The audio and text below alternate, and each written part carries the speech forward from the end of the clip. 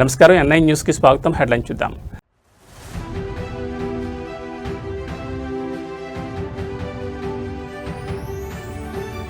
అమరావతికి ముగిసిన చట్టబద్ధత ప్రక్రియ, రాష్ట్రపతి ద్రౌపది ముర్ము ఆమోదముద్ర.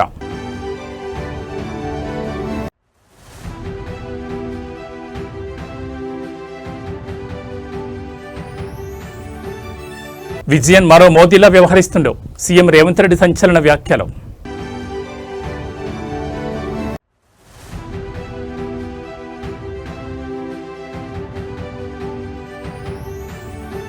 జమ్మలమడుగు రాజకీయంలో ప్రకంపనలు, ఎమ్మెల్యే పదవికి ఆదినారాయణ రెడ్డి రాజీనామా హెచ్చరిక.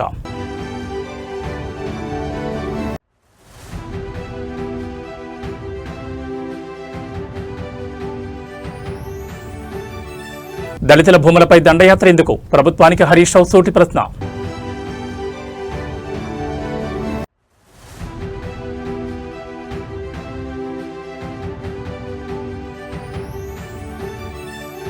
తెలుగు రాష్ట్రాలకు వాతావరణ శాఖ హెచ్చరిక, రానున్న 3 రోజుల పాటు వర్ష సూచన.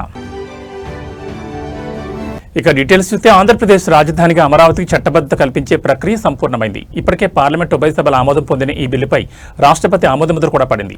ఏపీ పునర్వ్యవస్థీకరణ చట్ట సవరణ బిల్లు 2026 సోమవారం ఉదయం రాష్ట్రపతి భవన్కు చేరింది. సాయంత్రానికే దీనిపై రాష్ట్రపతి ద్రౌపది ముర్ము సంతకం చేశారు. రాత్రి 10 గంటలకల్లా గెజిట్ నోటిఫికేషన్ కూడా వెలువడింది. దీంతో అమరావతికి కేంద్ర స్థాయిలో చట్టబద్ధమైన రక్షణ లభించినట్లయింది. రాష్ట్రపతి ఆమోదముద్ర అనంతరం భారత ప్రభుత్వ కార్యదర్శి రాజీవ్ మణి ఈ గెజిట్ను విడుదల చేశారు. 2014 నాటి రాష్ట్ర పునర్విభజన చట్టంలోని 10 ఏళ్లు హైదరాబాద్ ఉమ్మడి రాజధానిగా ఉంటుంది. ఆ తర్వాత ఏపీకి ఒక కొత్త రాజధాని ఉంటుందని పేర్కొనగా, సవరణ చట్టంలో ఏపీకి అమరావతి కొత్త రాజధానిగా ఉంటుందంటూ స్పష్టమైన వివరణ ఇచ్చారు. అలాగే సిఆర్డీఏ చట్టం 2014 కింద నోటిఫై చేసిన ప్రాంతమంతా అమరావతి పరిధిలోకి వస్తుందని మరో సవరణ చేశారు. వెరసి 2024 జూన్ 2 నుంచే రాజధానిగా అమరావతి అమల్లోకి వచ్చినట్లయింది. రాజధాని అమరావతికి చట్టబద్ధమైన రక్షణ కల్పించేందుకు కూటమి ప్రభుత్వం కేంద్రంతో ఉత్తర ప్రత్యుత్తరాలు నడిచాయి. ఈ ప్రక్రియ మరింత పకడ్బందీగా జరిగేలా అసెంబ్లీలో తీర్మానం చేసి పంపాలని కేంద్రం సూచించింది. దీంతో మార్చి 28న శాసనసభ ప్రత్యేకంగా సమావేశమైంది. 2024 జూన్ 2 నుంచి అమరావతిని రాష్ట్ర రాజధానిగా గుర్తించేలా చట్ట సవరణ చేయాలంటూ ఒక తీర్మానాన్ని ఆమోదించింది. ఆ మేరకు 2014 చట్టంలోని సెక్షన్ 5లోని సంబంధిత సబ్ సెక్షన్లలో సవరణ చేయాలని కేంద్రాన్ని కోరింది. ఆ వెంటనే కేంద్రం కదిలింది. లోక్సభలో ఈ నెల 1, రాజ్యసభలో 2వ తేదీన చట్ట సవరణ బిల్లుపై ఆమోదముద్ర పడింది. దాదాపు 4:30 గంటల పాటు ఉభయ సభల్లో సవరణ బిల్లుపై చర్చ జరిగింది. ఇది సోమవారం రాత్రి రాష్ట్రపతి భవన్ చేరడం, రాత్రికే గెజిట్ నోటిఫికేషన్ జారీ కావడం విశేషం.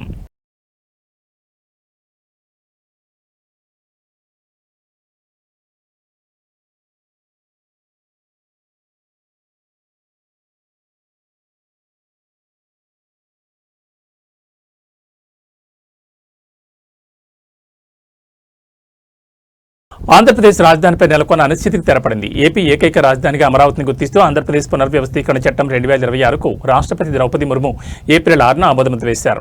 రాష్ట్రపతి ఆమోదం అనంతరం కేంద్ర న్యాయ మంత్రిత్వ శాఖ సోమవారం రాత్రి అధికారిక గెజెట్ నోటిఫికేషన్ జారీ చేసింది. దీంతో అమరావతి చట్టబద్ధంగా ఆంధ్రప్రదేశ్ ఏకైక రాజధానిగా మారింది.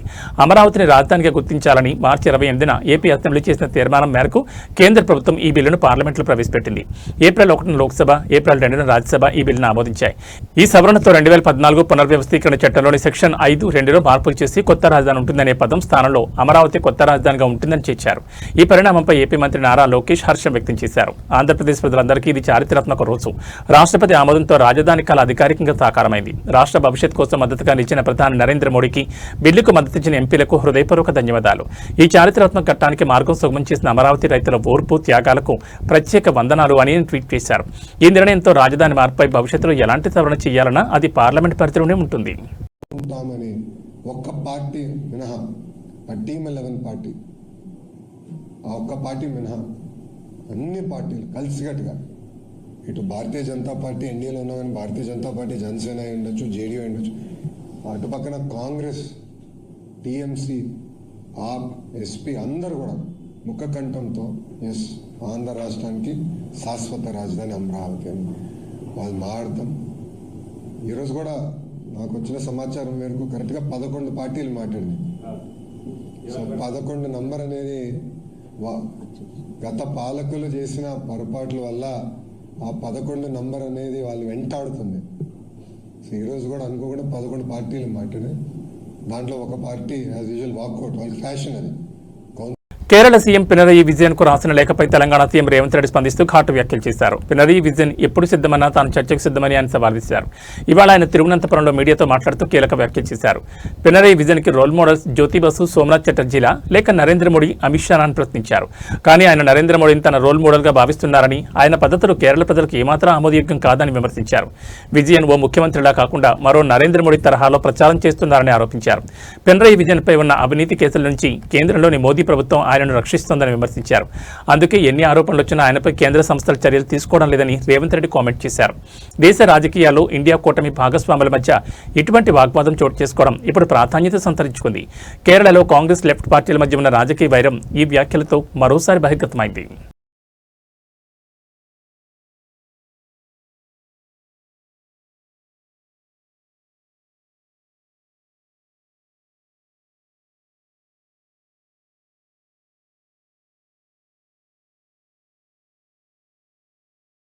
కొందరు తనను ఇబ్బంది పెడుతున్నారంటూ జమ్మలమడుగు ఎమ్మెల్యే ఆదినారాయణ రెడ్డి సంచలన వ్యాఖ్యలు చేశారు. ఇదే పరిస్థితి కొనసాగితే కొంతకాలం చూసి ఎమ్మెల్యే పదవికి రాజీనామా చేస్తానని తేల్చి చెప్పారు. కొన్ని సమస్యలు ఉన్నాయని వాటిని పరిష్కరించాల్సిన బాధ్యత ఉందన్నారు. ప్రజలకు మంచి చేయకపోతే పార్టీ ఎలా బాల్పడుతుందని ప్రశ్నించారు. తనకు పదవుల కంటే ప్రజలు ముఖ్యమన్నారు ఆదినారాయణ రెడ్డి. ప్రజల కంటే తనకు పదవులు ముఖ్యం కాదని, అవసరమైతే ఎమ్మెల్యే పదవికి రాజీనామా చేస్తానంటున్నారు ప్రభుత్వ విప్ ఆదినారాయణ రెడ్డి. తాను అనుకున్నట్లుగా వ్యవస్థ సరిగా లేకపోతే రాజీనామా చేస్తానన్నారు. తాను కూడా కూటమిలో ఉన్నారని, కానీ కొందరు తనను ఇబ్బంది పెడుతున్నారని ఆవేదన వ్యక్తం చేశారు. అందుకే 100 రోజుల క్రితమే పదవికి రాజీనామా చేయాలని నిర్ణయించుకున్నట్లు చెప్పుకొచ్చారు. మరి కొంతకాలం చూసి తన ఎమ్మెల్యే పదవికి రాజీనామా చేస్తానని, కానీ పార్టీలోనే ఉంటానని ప్రకటించారు. జమ్మలమడుగులో జరిగిన బీజేపీ కార్యకర్తల సమావేశంలో ఆయన వ్యాఖ్యలు చేశారు. తాను 4 సార్లు ఎమ్మెల్యేగా, మంత్రిగా పనిచేసిన అనుభవం ఉందన్నారు. తన నియోజకవర్గంలో పనులు ఖచ్చితంగా జరగాల్సిందేనని తేల్చి చెప్పారు. గండికోట జలాశయం ముంపువాసుల సమస్యను ఆదినారాయణ రెడ్డి ప్రస్తావించారు. గండికోట జలాశయం కోసం త్యాగాలు చేసిన వారి తరఫున పోరాడతానన్నారు.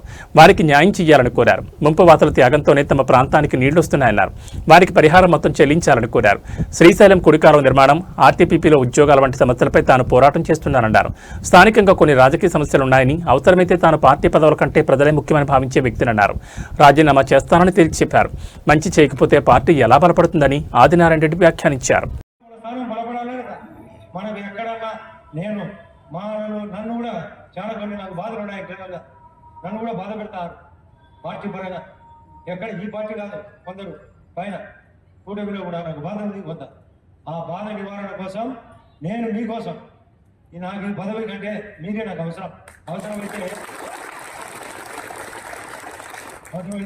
నేను చూస్తా. కొన్నాళ్ళ పాటు దగ్గరకు వచ్చింది. ఇప్పటికే 100 రోజుల కిందటే డిసైడ్ అయినా. చూస్తా, నాకు అనుకున్నట్టు ఈ వ్యవస్థ నడిగేది సరిగా లేకపోతే నేను పార్టీలో ఉంటూ ఈ ఎమ్మెల్యే పదవికి రాజీనామా చేస్తాను కూడా రెడీ అయినా. నాకేమి నేను పెద్ద గొప్పలేదు. ఇది 4వసారి నాకు అనుభవం. నేను మంత్రిగా కూడా పనిచేసిన. ఎందుకు అన్ని పనులు ఖచ్చితంగా జరగాలి. ఆ ధర్మంలో వాళ్ళకి కొన్ని ఉద్యోగ అవకాశాలు ఇవ్వాలి. భూములు కోరుకున్నారు, అది పెండింగ్ ఉంది, అది పని చేస్తాను కూడా. ఈ 4 సమస్యల పైన ఇంకా కొన్ని రాజకీయ సమస్యలు జరుగుతున్నాయి. దీనిలో ఏ తేడా వచ్చినా నాకు పదవి కంటే మీరే ముఖ్యమైన ఉద్దేశంతో మీ పార్టీ పనిచేయాల్సిన అవసరం ఏదైనా ఉంది. మంచి చేయకపోతే ఈ పార్టీ బలపడదు. దళితులు, పేద వర్గాల భూములపై రేవంత్ రెడ్డి ప్రభుత్వం ఎందుకు దండయాత్ర చేస్తుందో చెప్పాలని మాజీ మంత్రి హరీష్ రావు ప్రశ్నించారు. వికారాబాద్ జిల్లా పరిగి నియోజకవర్గంలో ఇండస్ట్రియల్ పార్క్ ఏర్పాటు కోసం ప్రభుత్వం చేపట్టిన భూసేకరణను వ్యతిరేకిస్తున్న బాధితులను పరామర్శించేందుకు వెళుతున్న ఆయనను పోలీసులు అడ్డుకున్నారు. హరీష్ రావు నివాసం వద్ద భారీగా పోలీసు బలగాలను మోహరించి ఆయన బయటకు రాకుండా అన్ని మార్గాల్లో మూసేశారు. ఈ సందర్భంగా ఆయన మీడియాతో మాట్లాడుతూ హైదరాబాద్ చుట్టుపక్కల ప్రాంతాలైన వికారాబాద్, పవనకిల్లలో ఎక్కడ ఎస్సీ, ఎస్టీ, బీసీల అసైన్డ్ భూములు ఉంటే అక్కడ ఇండస్ట్రియల్ పార్కులంటూ నోటిఫికేషన్ ఇస్తున్నారు. ప్రజలను భయభ్రాంతులకు గురిచేసి భూములను లాక్కునేందుకు ప్రభుత్వం ప్రయత్నిస్తోందని విమర్శించారు. ప్రజాస్వామ్యం, ప్రశ్నించి హక్కు అని మాట్లాడే రేవంత్ రెడ్డి ప్రభుత్వం శాంతియుతంగా సమావేశం ఏర్పాటు చేసుకున్న కల్లాపూర్ వద్ద టెంట్లను పీకేయడం, మహిళలను అరెస్ట్ చేయడం ప్రజాపాలన కాదని, ఇది భక్షక పాలన హరీష్ రావు ధ్వజమెత్తారు. నాడు ఇందిరమ్మ పంపిణీ చేసిన భూములను నేటి ఇందిరమ్మ పాలనలో గద్దల్లా వాళ్ళు లాక్కోవడం దారుణమని ఆయన ఆవేదన వ్యక్తం చేశారు.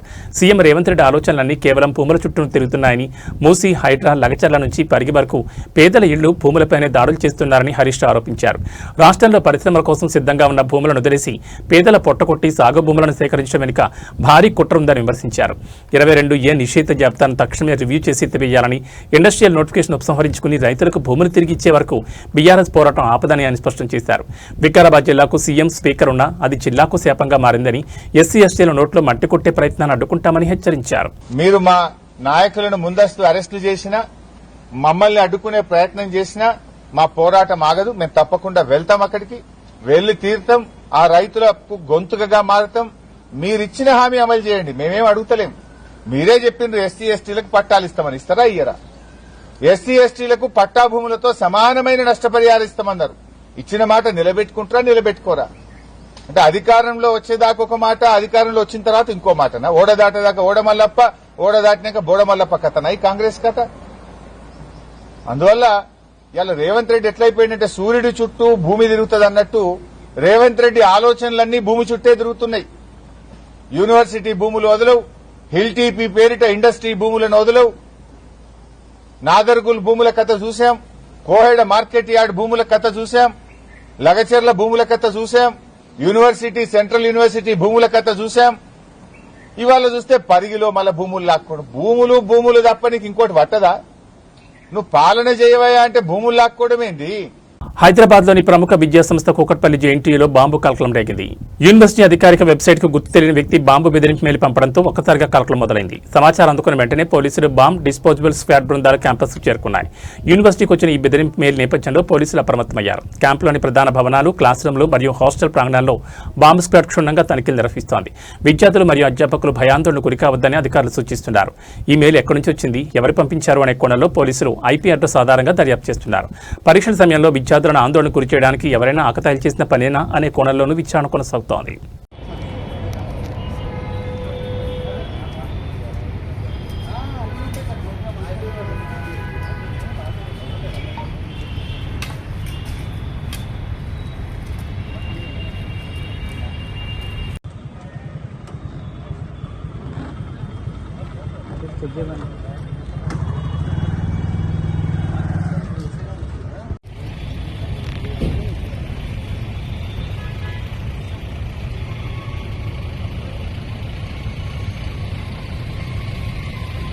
హైటెక్ సిటీకి గుండెకాయ లాంటి మాదాపూర్ ప్రాంతంలో ప్రజలు నరకయాతన అనుభవిస్తున్నారు. ముఖ్యంగా అయ్యప్ప సొసైటీలోని 100 ఫీట్ రోడ్లో గత 5 రోజులుగా డ్రైనేజ్ వ్యవస్థ పూర్తిగా అస్తవ్యస్తమైంది.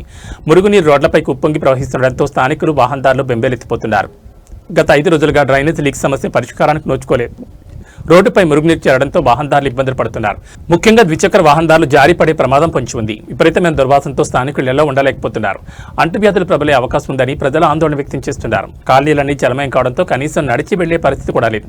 మాదాపూర్ అంటేనే ఐటీ హబ్, కానీ ఇక్కడ పరిస్థితి చూస్తుంటే ఏదో మారుమూల గ్రామం కంటే అధ్వాన్నంగా తయారైంది. అయ్యప్ప సొసైటీ 100 ఫీట్ రోడ్లో డ్రైనేజ్ పైపులు పగిలిపోవడంతో మురుగునీరు చెరువును తలపిస్తోంది. 5 రోజుల నుంచి ఫిర్యాదులు చేస్తున్నా జీహెచ్ఎంసీ అధికారులు మాత్రం నిమ్మకు నీరెత్తినట్లు వ్యవహరిస్తున్నారని స్థానికులు మండిపడుతున్నారు. దుర్వాసన భరించలేక ముక్కు మూసుకుని ప్రయాణించాల్సిన దుస్థితి నెలకొంది. చిన్నపిల్లలు, వృద్ధులు ఈ నీటి వల్ల వ్యాధుల బారిన పడే ప్రమాదం ఉందని కాలనీవాసులు ఆవేదన వ్యక్తం చేస్తున్నారు.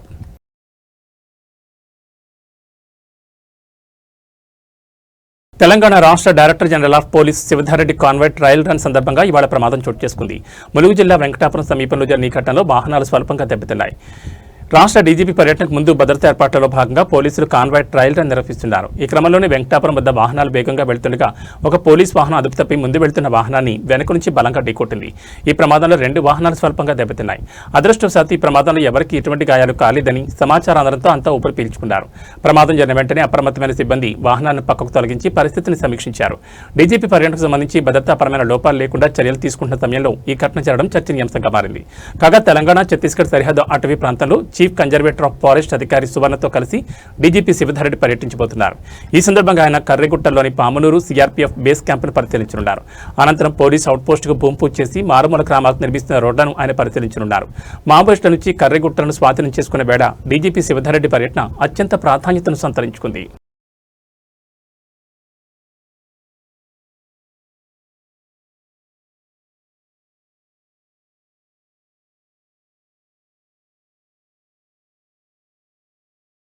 రాష్ట్రంలో క్రైమ్ రేట్ రోజురోజుకు పెరుగుతోంది. వివాహేతర సంబంధాలు, భూ వివాదాలు, పర్సనల్ పగలు ఇలా రకరకాల కారణాలతో ప్రతిరోజు దారుణమైన హత్యోదంతాలు వెలుగు చూస్తున్నాయి. తాజాగా అన్నమయ్య జిల్లాలో ఓ యువ న్యాయవాది హత్యకు గురయ్యారు.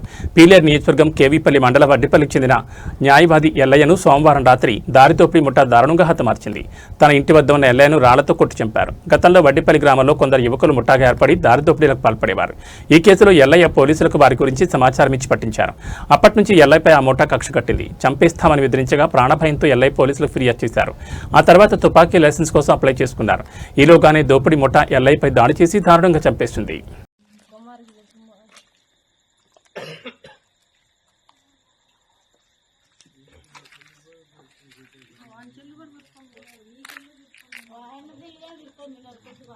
ఫోన్ చేస్తాడు అందరికీ.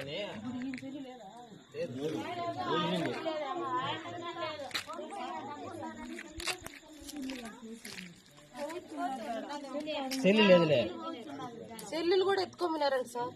సెల్లు కూడా ఆయన ఎత్తుకోమన్నారు. సెల్లులు కూడా లేవండి చూడబా.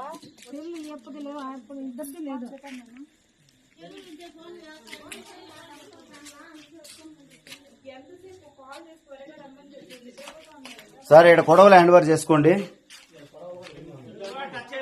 లేదు మేము అంటుకోలేదు సార్.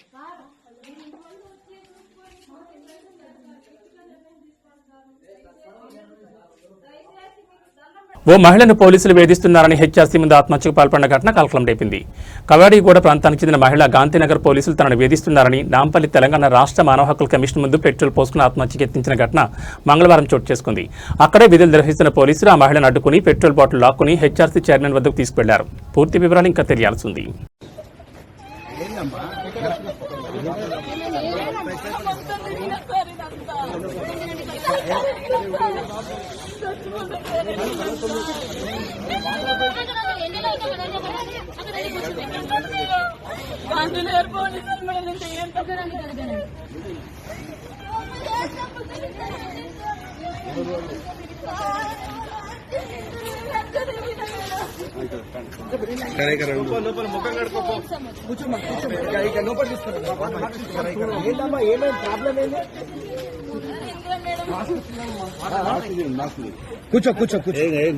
మహిళలకు ఉచిత బస్సు ప్రయాణ సౌకర్యం కల్పించాక ఆర్టీసీ బస్సులు రణరంగంగా మారుతున్నాయి. ఈ క్రమంలోనే టికెట్ విషయంలో జరిగిన చిన్నపాటి వివాదం చిలికి గాలివాన్లా మారింది. టికెట్ తీసుకోవాలని కోరినందుకు ఓ మహిళ ఏకంగా కండక్టర్పై చేసుకున్న ఘటన విజయవాడలో చోటు చేసుకుంది. విజయవాడ నుంచి విస్తన్నపేట వెళ్లే ఆర్టీసీ బస్సులో ఇద్దరు మహిళలు ఎక్కారు. బస్సు సింగనగర్ ఫ్లైఓవర్ సమీపంలో రాగానే కండక్టర్ శ్రీనివాసరావు వారి వద్దకు వెళ్లి టికెట్ తీసుకోవాలని కోరారు. ఆ సమయంలో ఆ మహిళలు 3 ఆధార్ కార్డులు చూపించి తమకు 2 టికెట్లు ఇవ్వాలని కండక్టర్ను కోరారు. అయితే కార్డుల విషయంలో కండక్టర్కు మహిళలకు మధ్య వాగ్వాదం మొదలైంది. ఈ క్రమంలో మాట పెరడంతో ఆవేశానికి లోనైన ఒక మహిళ అందరూ చూస్తుండగానే కండక్టర్ చెంప పగలగొట్టింది. మహిళ ప్రవర్తనతో షాక్ తిన్న కండక్టర్ వెంటనే బస్సును పోలీస్ స్టేషన్ తీసుకెళ్లారు. ప్రయాణికులతో సహా బస్సు పోలీస్ స్టేషన్ చేరుకోవడంతో అక్కడ కాసేపు గందరగోళం నెలకొంది. కండక్టర్ తన అసభ్య ప్రజాలంతో దూషించారని, ఆ అవమానం భరించలేకే తాను చేసుకోవాల్సి వచ్చిందని సదరు మహిళ పోలీసులకు తెలిపింది. మరోవైపు తాను కేవలం టికెట్ తీసుకోవాలని మాత్రమే అడిగానని, ఎక్కడ అసభ్యంగా ప్రవర్తించలేదని కండక్టర్ స్పష్టం చేశారు. విధి నిర్వహణలో ఉన్న తనపై దాడి చేయడం అన్యాయమని ఆయన ఆవేదన వ్యక్తం చేశారు. ప్రస్తుతం పోలీసులు ఇరు వర్గాల ఫిర్యాదులను స్వీకరించి విచారణ జరుపుతున్నారు. బస్సులోని ఇతర ప్రయాణికుల సాక్ష్యాలను కూడా సేకరిస్తున్నారు. ఏంటంటే అన్నారంటే 3 పాప స్కూల్లో ఉంది మా 2 సార్ అంటే ఏంటి నువ్వు 3 ఇచ్చావన్నా ఏంటి అనేసరికి నీకు కొట్టాను సార్. కొట్టలేదు ఏమి అంటాను తప్ప సార్. నన్ను ఎందుకన్నా ఏమైనా పెళ్ళా అన్నా నీ మొగుడికి నువ్వు అన్నం పెడుతున్నావో లేదో, నీ మొగుడు నీతో ఎదుగుతున్నాడో లేదో, ఈ మాటలన్నీ ఎందుకు సార్ నా మొగుడు జోలి. వాళ్ళు 3 కార్డులు తీస్తారండి, ఆధార్ కార్డులు. ఎవరైతే ముగ్గురు ఎవరండి, ఇద్దరు అన్న 3 ఎందుకు ఇచ్చామంటే అట్లా అలా అయ్యేసరికి ఇద్దరుంటే 3 ఎందుకు కార్డులు ఇస్తారమ్మా, ఏమా అంటే నన్ను ఏమా అంటావని కొట్టి కబల్ చెప్పు తీసి కొట్టపోయిందండి. దెబ్బ వేసి మళ్ళీ చెప్పు తీయిపోయింది. పక్కన లాక్కుంది. ఇక ఇక్కడ స్టేషన్ తీసుకొచ్చి కేసు పెట్టారు. ఎక్కడికి వెళ్తాను సర్వీసు?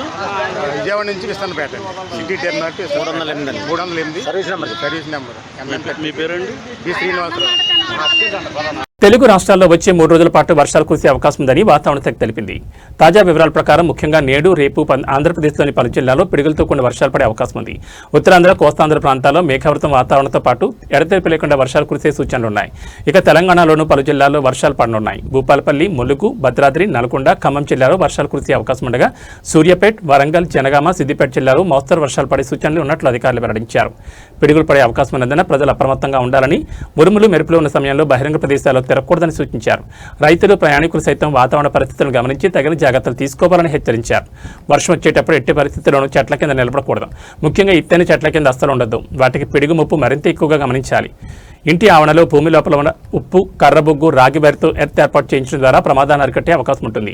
మెరుపులు, పిడుగుల వల్ల విద్యుత్ ఉపకరణాలు కాలిపోయే ప్రమాదం ఉంటుంది. ఆ సమయంలో ఇంట్లో టీవీ, ఫ్రిడ్జ్ తదితర విద్యుత్ గృహోపకరణాల ఫ్లక్స్ స్విచ్ బోర్డు నుంచి తీసివేయాలి. పిడుగులు తాటి చెట్లు, విద్యుత్ స్తంభాల మీద ఎక్కువగా పడుతుంటాయి. కాబట్టి వర్షం పడుతున్న సమయంలో విద్యుత్ తీగల కింద, ట్రాన్స్ఫార్మర్ సమీపంలో ఉండకూడదు. ఒక్కోసారి పిడుగుపడ్డ ప్రదేశంలోనే మరోసారి పడే అవకాశం ఉంటుంది. కాబట్టి ఆ ప్రాంతానికి వెళ్లకూడదు. వరద సూచన ఉన్నప్పుడు గొడుగులపై ఇనుప బోర్డులు, కెమెరాలు, సెల్ ఫోన్లు దగ్గరుంచుకోకపోవడం చాలా మంచిది. పశువులను గుడిసెలు, కొట్టాలు, షెడ్ల ఇళ్లలో కట్టేయాలి, చెట్ల కింద ఉంచొద్దు. ఉరుములు మెరుపులతో వర్షం పడినప్పుడు రైతులు పొలాలకు కూడా వెళ్లకూడదంటున్నారు.